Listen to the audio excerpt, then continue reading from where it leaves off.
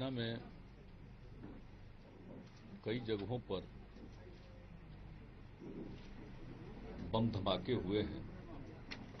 उनकी जितनी निंदा की जाए वो कम है।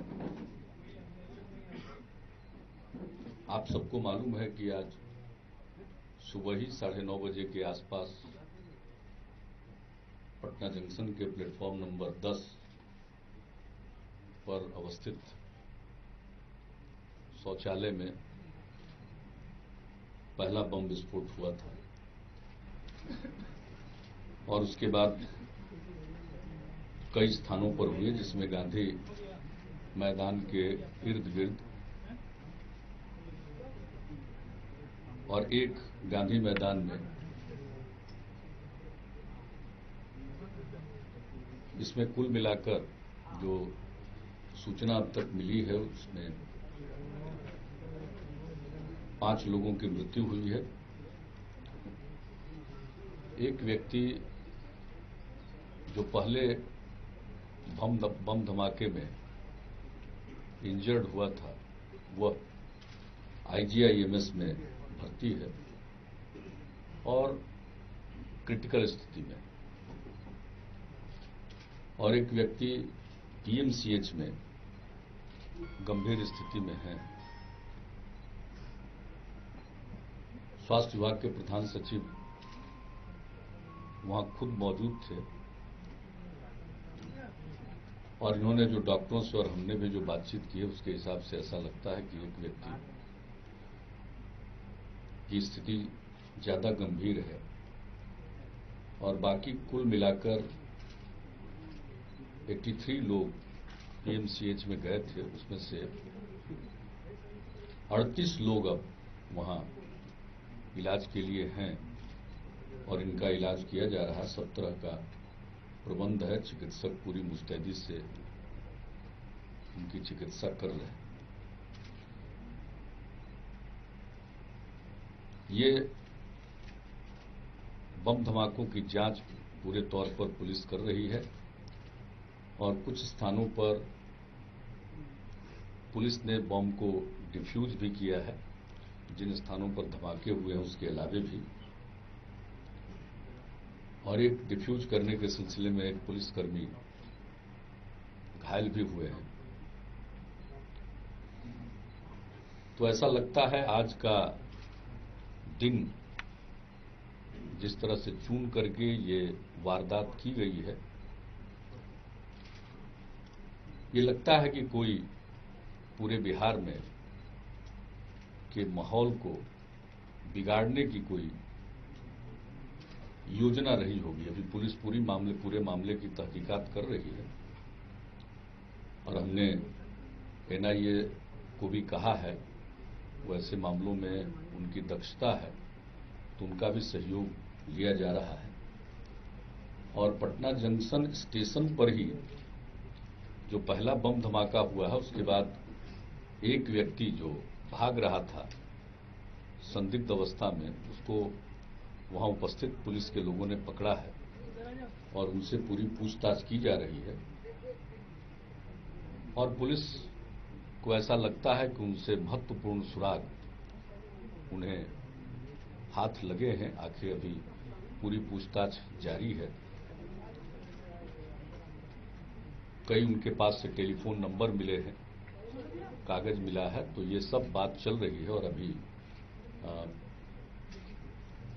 पूरे तौर पर पुलिस इन्वेस्टिगेशन करेगी और मुझे पूरा यकीन है कि इसमें जो दोषी हैं उन तक पुलिस पहुंचने में कामयाब होगी।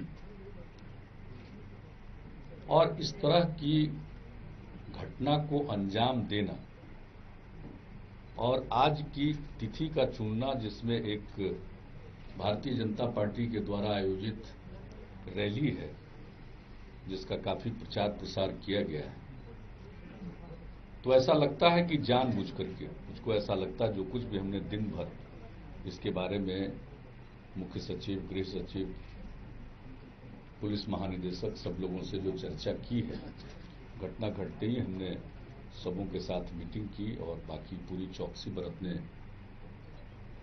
के लिए कहा और कई जगह बम बरामद हुए, वो विस्फोट नहीं कर पाया। और पटना जंक्शन स्टेशन पर बम विस्फोट होने के बाद जो चारों तरफ चौकसी बरती गई और खोजबीन किया गया, उसमें भी कुछ चीजें निकली। इस रैली के मद्देनजर सुरक्षा का इंतजाम पुलिस और प्रशासन के द्वारा किया गया था और कल जब एक सूटकेस गांधी मैदान के दक्षिणी हिस्से में एक जो ट्विन टावर कहलाता है वहां पर मिला था,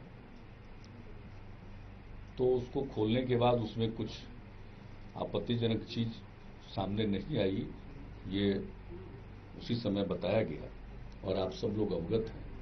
लेकिन हमने उस समय अपने डीजीपी को और सब लोगों को हमने यही कहा कि गांधी मैदान के चारों तरफ, गांधी मैदान, इन सब चीजों को ठीक ढंग से देखना चाहिए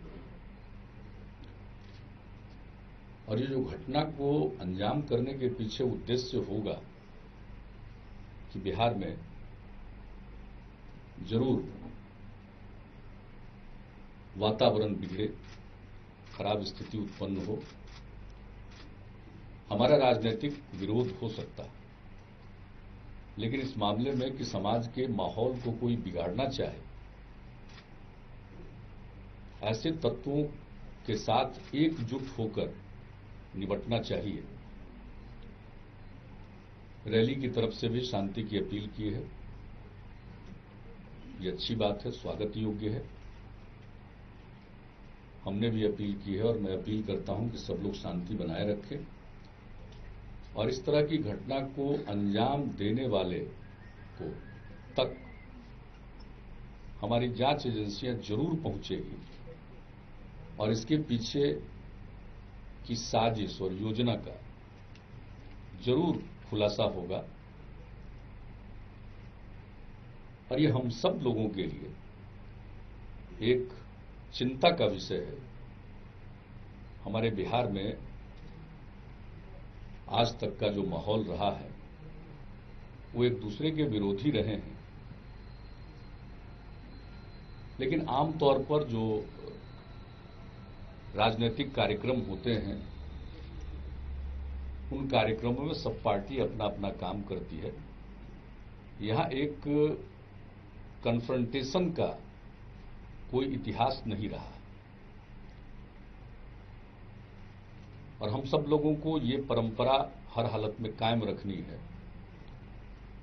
क्योंकि ऐसे तत्व चाहेंगे माहौल बिगड़े और ये सिर्फ बिहार के माहौल को बिगाड़ने की बात नहीं, इस प्रकार की घटना से देश के माहौल को बिगाड़ने की कोशिश हो सकती है, मंशा हो सकती है। इसलिए हम सब लोगों को एकजुट रहना चाहिए, भले ही राजनीतिक रूप से एक दूसरे के विरोधी हों, लेकिन इस तरह के कोई तत्व ऐसी घटना को अंजाम दे। और सबसे बड़ी बात है, घटना का समय, दिन, यह बहुत ही महत्वपूर्ण है और चिंताजनक भी है। तो मैं सबको इतना आश्वस्त करना चाहूंगा कि हम लोग कोई कसर उठा नहीं रखेंगे। आज जब ये घटना घटी है तो प्रधानमंत्री जी ने भी फोन किया है, गृह मंत्री जी से भी बातचीत हुई है, अभी शाम में आडवाणी जी ने भी फोन किया था। सब लोगों की चिंता है और हम सब ऐसे मामलों में एक समान दृष्टिकोण, किस तरह के तत्वों को कभी सिर उठाने नहीं देंगे। यह संकल्प सभी राजनीतिक विचारधारा कुछ भी हो, ये रखना चाहिए और रखना होगा। रैली की तैयारी के लिए पार्टी के लोग लगे होंगे, लेकिन सरकार के प्रशासन और पुलिस के द्वारा हर तरह का सहयोग प्रदान किया गया है और इन लोगों ने आम तौर पर जो सभाओं के लिए सुरक्षा का प्रबंध होता है उस तरह का प्रबंध किया और मुझे इन लोगों ने बताया कि बहुत बड़ी संख्या में पुलिस कर्मियों की तैनाती की, अपने अधिकारियों को भी डिप्लॉय किया। मंच के आसपास और ज्यादा, और फिर जो महत्वपूर्ण लोग बाहर से आए उनकी सुरक्षा के लिए हर प्रकार से लोगों ने प्रबंध किया। लेकिन इसके बावजूद इस प्रकार की घटना घटी है। ऐसी घटना के बारे में न कोई सोच सकता है और न ही हम लोगों के पास किसी भी प्रकार की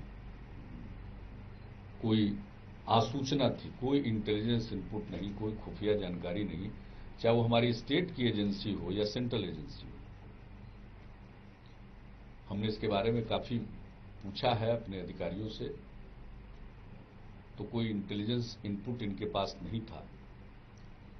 जिनको अपनी समझ से जो कुछ भी इस प्रकार की रैली में और जिसका बहुत प्रचार किया गया हो, हाई प्रोफाइल हो, उसके लिए जो कुछ भी किया जाना चाहिए वो सब करने की कोशिश इन्होंने की है, ये मुझको बताया है।